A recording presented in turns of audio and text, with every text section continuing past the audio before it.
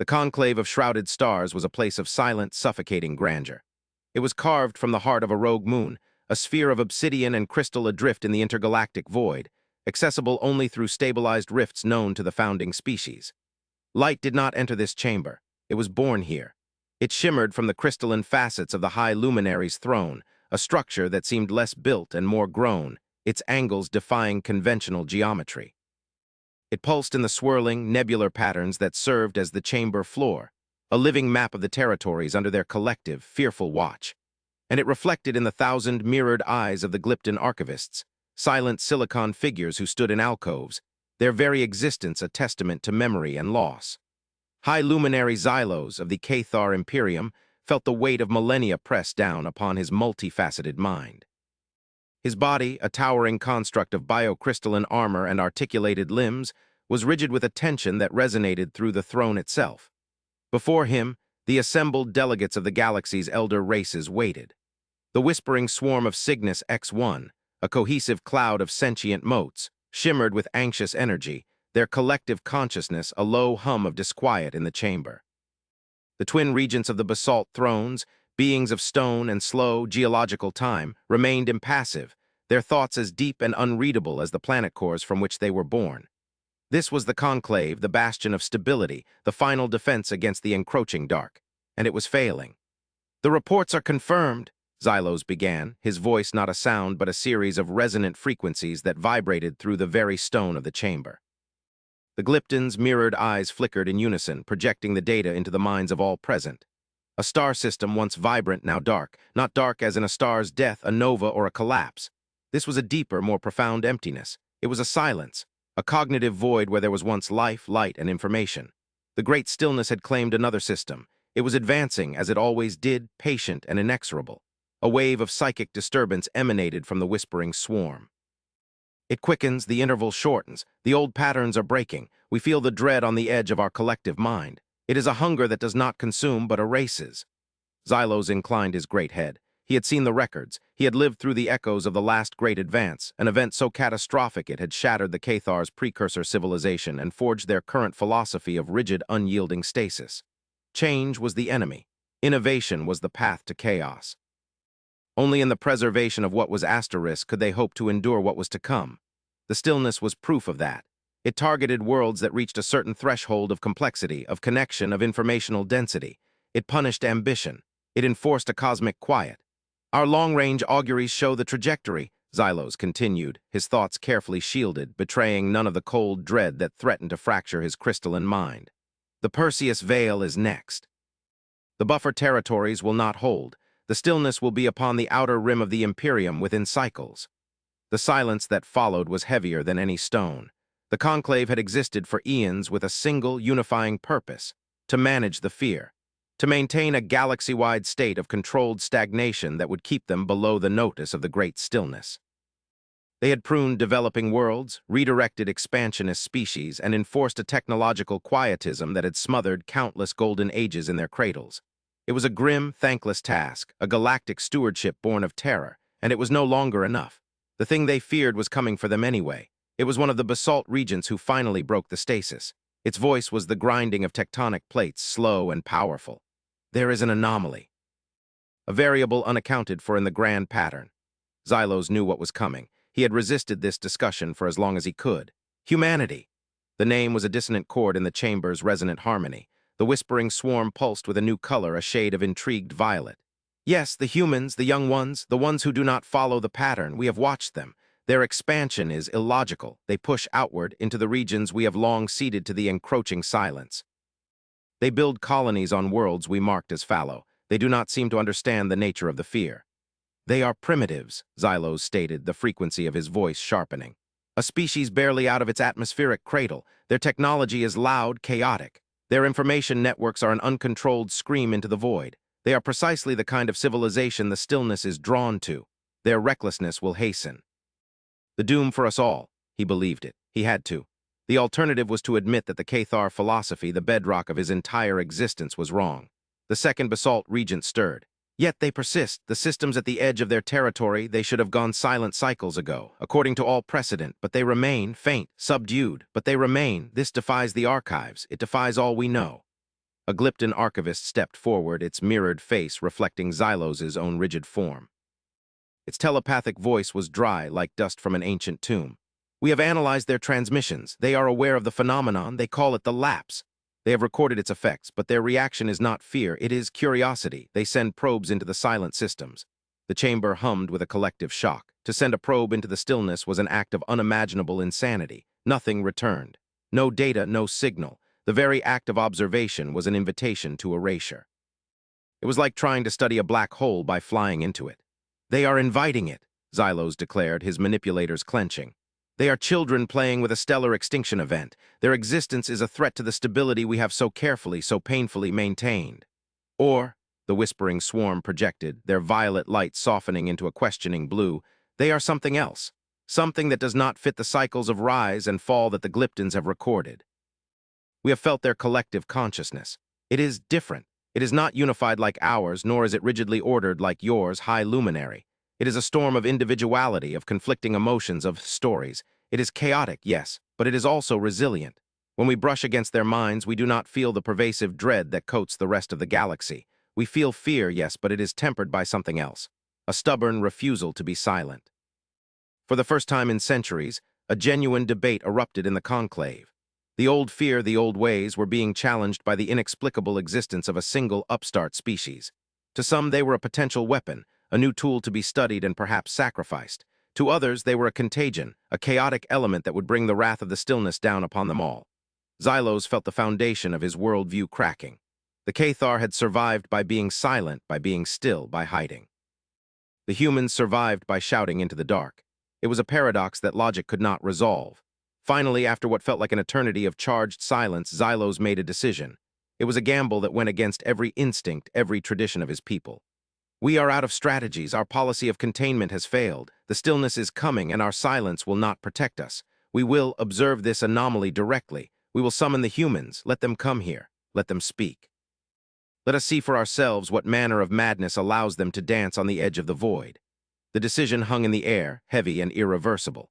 The conclave of shrouded stars, the most secretive and powerful body in the known galaxy, was about to open its doors to the unpredictable, chaotic primitives from the Sol system.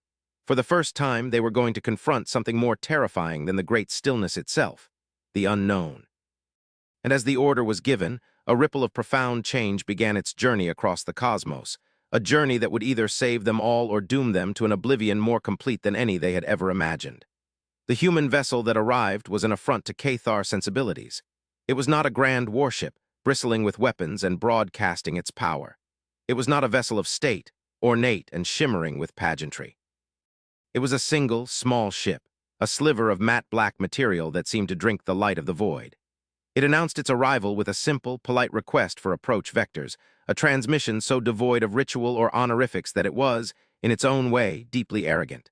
It docked with the conclave's station with a quiet efficiency that was more unsettling than any display of force. When the chamber doors hissed open, only one being emerged. Xylos and the assembled delegates had prepared for a contingent, a delegation, perhaps a military guard. Instead, a lone figure walked into the heart of their most sacred space. A human female. She was small, encased in a simple dark blue uniform that lacked any mark of rank or status. Her face was pale, her hair pulled back, her expression one of calm neutrality. She carried nothing. No data slate, no ceremonial weapon, no diplomatic offering. She just walked, her soft-soled boots making no sound on the nebular floor. She stopped before the high luminary's throne, her gaze sweeping across the chamber, taking in the crystalline structures, the silent Glyptons, the shimmering cloud of the swarm, and the monolithic basalt regents. There was no awe in her eyes, no fear, only a quiet, analytical assessment. Xylos felt a surge of indignation. This creature, this ephemeral being whose species had only just learned to walk on other worlds, stood in the center of millennia of history and power and looked at them as if they were a curious geological formation. "I am Ambassador Eva Rostova," she said, her voice a true sound, spoken in the conclave's universal trade tongue but with an accent that was starkly organic. It was strange to hear a voice that was not a psychic projection or a resonant frequency. It felt naked. "I speak for the Terran Alliance. You summoned us." Xylos leaned forward, his massive form casting a shadow over her. "You are humanity, you alone." The Alliance chose one voice to ensure clarity. "I am that voice," she replied, her tone even. There is no need for more. The sheer audacity of it left Xylos momentarily speechless. The whispering swarm pulsed, their curiosity palpable. Human, you venture into the silent zones, you build your homes on the precipice of erasure. Why, do you not feel the dread? Do you not fear the stillness? Ambassador Rostova met the swarm's shimmering form with her steady gaze. We call it the lapse, and yes, we are aware of its nature. We do not fear it. We study it. The statement was so profoundly alien to the conclave's philosophy that a wave of disbelief washed through the chamber. Study it, Xylos boomed. It cannot be studied, it can only be avoided. It is a fundamental law of the universe. To look upon it is to be erased by it. That is your assumption, Rostova said, her calm unshaken. It is an assumption born of trauma. We have read the echoes in the cosmic background. We know what happened to your predecessors and to the civilizations before them. We understand your fear. It is logical. It is also, we have discovered, a self-fulfilling prophecy. This was too much.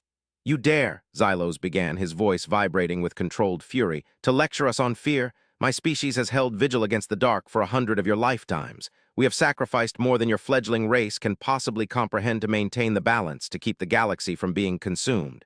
You know nothing of our burden. We know you have been hiding, Rostova replied, and her words were not an accusation, but a simple statement of fact.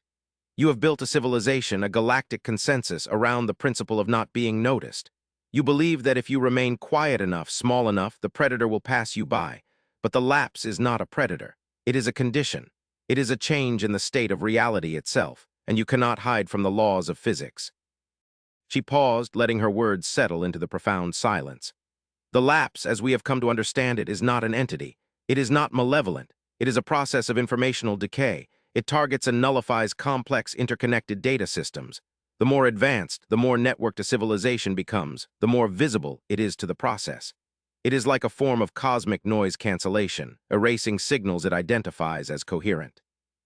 The Glypton archivist projected a thought directly into Xylos's mind. Her words align with our deepest, most fragmented data. We have always perceived it as a hunger. But decay? This is a new and terrifying paradigm. Xylos fought to maintain his composure. This human was dismantling 1,000,000 years of dogma with a few calm sentences. And your people, in their infinite wisdom, decided the best course of action was to create the loudest information network in the galaxy and fly directly into the source of the decay. Not exactly, Rostova said. A faint, almost imperceptible smile touched her lips. We discovered its weakness, or rather its defining limitation. The lapse targets and erases coherent information, order, predictable patterns. The kind of data that flows through planetary comms grids, military networks, and centralized AI cores. The kind of rigid top-down order your Imperium is built upon, high luminary. She took a slow breath, her gaze now fixed on Xylos. Humanity is not orderly. Our collective consciousness is a cacophony. It is a storm of art, music, conflicting philosophies, irrational emotions, trillions of individual, contradictory stories being told all at once. It is the furthest thing from a coherent, predictable signal. To the lapse, we are statistical noise, we are chaos, and it has a very difficult time erasing chaos. The reveal landed in the chamber with the force of a physical blow. The core tenet of the conclave, that order and silence were salvation, was being turned on its head. The humans were not surviving through strength or secret technology, but through the very quality the Cathar and the other elder races despised, their chaotic, unruly, emotional nature. This is your defense, one of the basalt regents rumbled. Anarchy, you prop. Ost to save the galaxy by abandoning all structure. No, Rostova said, her voice turning more serious. That is merely why we have survived this long. It is our natural camouflage. Our solution, our weapon, if you will, is something we built upon that principle. We did not try to build a shield to block the lapse. We built an amplifier. She raised her hand, and from a device on her wrist, a small holographic projection bloomed in the air before her. It was not a weapon schematic. It was not a star chart. It was a swirling, impossibly complex fractal of light and color, shifting and evolving in time with a faint, melodic music that filled the chamber. It was beautiful, and it was deeply, profoundly confusing. This is a mimetic resonance map of a single human city over a single hour, she explained. It represents every song listened to, every argument had, every poem written, every child's drawing, every secret hope and private fear. It is a data-rich environment, but it is not coherent. It is a symphony of noise. The lapse cannot get a purchase on it. We realize that what it cannot erase, it must pass over. Our strategy has not been to hide, but to become so informationally dense, so complex and chaotic in our output that we become indigestible. She closed her hand and the hologram vanished. We have built what we call Chronos anchors. They are not weapons. They are archives, amplifiers, and broadcasters. We place them in a system and they begin to absorb and then broadcast the entire cultural and psychological output of that system. Not just the official data, but everything. The art, the history, the dreams, the madness. They create a buffer zone of pure, chaotic, meaningful noise, a firewall of stories. The lapse approaches and it finds a signal it cannot process, a pattern it cannot resolve, and it stops. Xylos stared at the spot where the hologram had been, his mind struggling to process the implications. For eons, his people had sought to purge emotion, to streamline thought, to achieve a state of perfect, logical order. They had believed it was their only path to survival. The humans were now telling him that this path led directly to annihilation, and that their salvation lay in the very things the Cathar had deemed weaknesses, their messy, unpredictable, emotional inner lives. "You claim you can halt the great stillness." Xylos's voice was a low, dangerous hum. "You, a species that has not yet even unified its own homeworld, claim you have solved the oldest and most terrible riddle in the universe. You expect us to believe this." "I do not expect you to believe me," Rostova said calmly. "I expect you to observe. We have placed an anchor in the path of the lapse in the Tartarus system which borders your Perseus veil. It is scheduled to activate in one of your cycles. You have sensors. You have auguries. Watch Tartarus. You will see the stillness halt at its border. Then we can discuss what comes next." She had presented them with an impossible choice: to cling to their ancient, failing traditions, or to place their trust in a species that represented everything they feared and rejected. As Eva Rostova stood alone in the center of their power, radiating a quiet confidence that bordered on cosmic certainty, Xylos felt the rigid, crystalline structure of his universe begin to shatter. The humans had not come to fight a war of ships and energy beams. They had come to fight a war of ideas, and they had just fired the opening salvo. The galaxy lived in fear, and this small, soft-skinned creature was telling them that the only way to win was to stop being afraid and start remembering who they were. The conclave watched. For one agonizingly long cycle, the entire focus of the elder races was turned upon the Tartarus system. Their most sensitive instruments, their most ancient scrying devices, all pointed towards that single unremarkable star on the edge of the void. They watched as the wave of absolute nothingness, the sensory-dead zone that was the great stillness, crept forward, consuming the sparse outer cometary clouds of the system. It moved with the slow, implacable certainty of a rising tide. The dread in the conclave was a palpable force, a psychic pressure that made the very air in the chamber feel heavy and cold. Xylos stood on the observation deck of his flagship, a vessel that had not left the conclave's mooring in 1,000 years, and felt the familiar ancestral terror his people had fought to suppress for generations. And then it happened. As the edge of the stillness reached the orbit of the system's outermost planet, a new energy signature bloomed into existence. It was not a shield. It was not a weapon discharge. It was a wave of impossibly complex, chaotic information. The conclave's sensors struggled to interpret it. It was a billion radio stations broadcasting at once. It was a library of every book ever written being read aloud simultaneously. It was a torrent of mathematical equations, musical scores, visual art, and raw, unfiltered emotional data. It was the signal from the human Chronos anchor. It was a defiant scream of existence. The great stillness touched the edge of that chaotic field, and it faltered. The inexorable advance wavered. The perfect, sharp line of nothingness began to fray at the edges like black cloth tearing against an unseen obstacle. It did not retreat. It did not break. It simply stopped.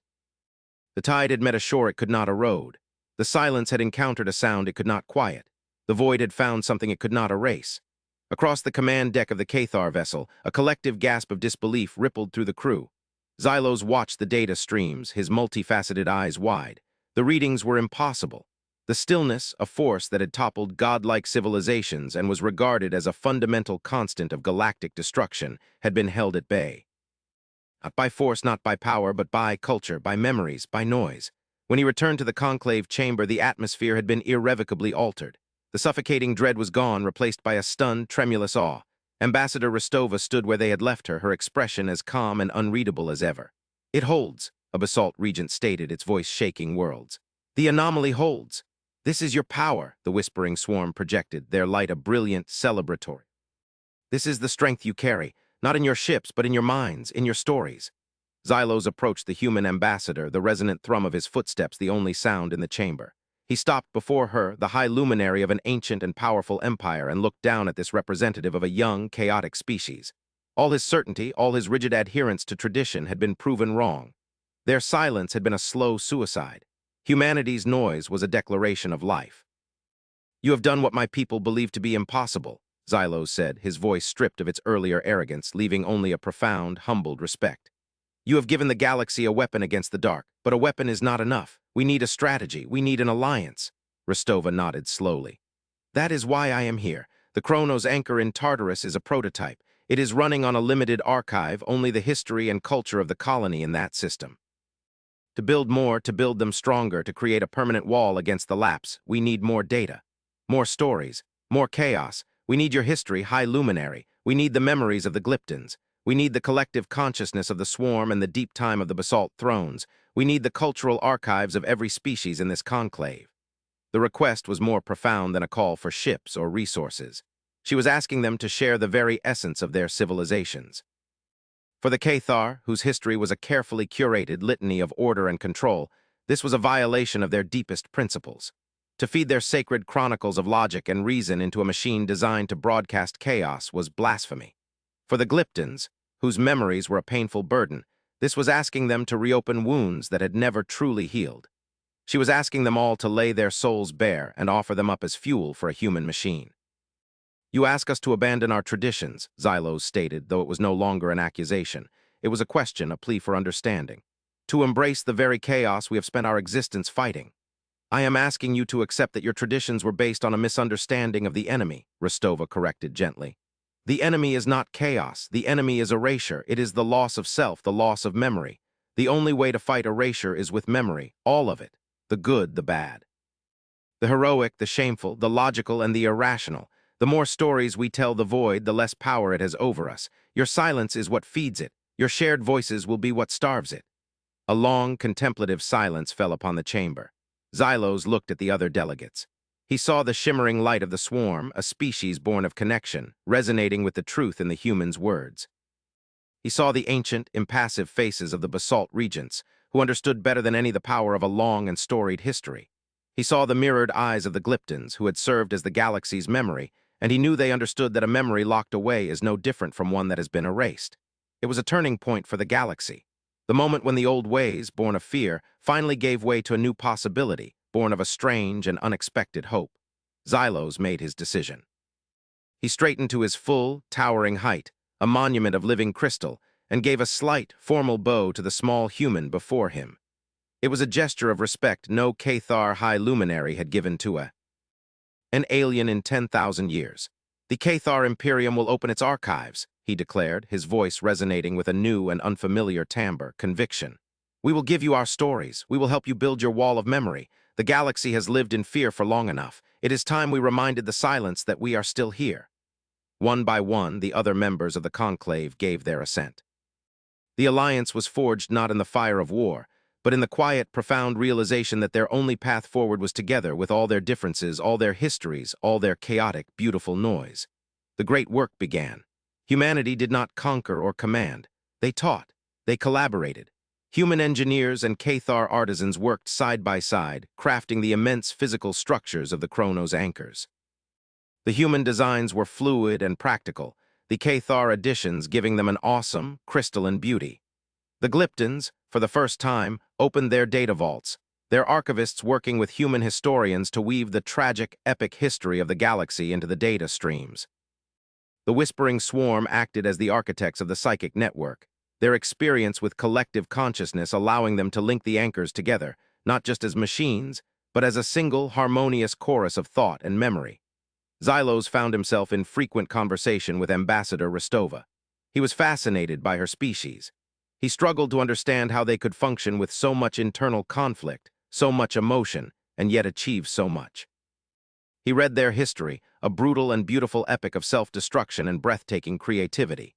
He listened to their music, a chaotic storm of sound that could convey more emotion in 3 minutes than a Cathar logical treatise could in 1,000 pages. He began to understand. Their strength was not in their unity of thought, but in their unity of purpose, a purpose that could be forged even from disagreement and strife. They did not erase their differences. They wove them into a stronger whole. As the network of anchors grew, a great wall of light and memory began to form along the edge of the conclave's territory. The great stillness, for the first time in recorded history, was not just halted, it was being pushed back. The silent systems at the edge of the network began to flicker with residual data, faint ghosts of information re-emerging from the void as the pressure of the anchors broadcast grew. Hope, a concept the Cathar had long since abandoned as a dangerous emotional indulgence, began to take root in Xylos's mind. The final piece of the network was the central nexus, a station built in the Tartarus system, designed to harmonize the output of all the other anchors. Xylos and Rostova stood together on the bridge of the newly christened flagship of the Galactic Alliance, the asterisk memory of stars asterisk, watching as the final connections were made. The ship itself was a testament to their union, Cathar crystal latticework integrated with human adaptive shielding, powered by basalt regent gravimetric cores. "It is almost complete," Rostova said, her voice quiet but filled with a deep sense of satisfaction. "The chorus is about to sing its first true song." "It is beautiful," Xylos admitted, watching the energy readings from the network bloom on the main view screen. It was a wave of pure existence, a testament to trillions of lives, a bulwark against nothingness. "You have given us back our future ambassador." "We gave you a tool," she corrected. "You were the ones who chose to use it. You were the ones who chose to face your fear." As the final sequence engaged, a new signal suddenly appeared on their screens.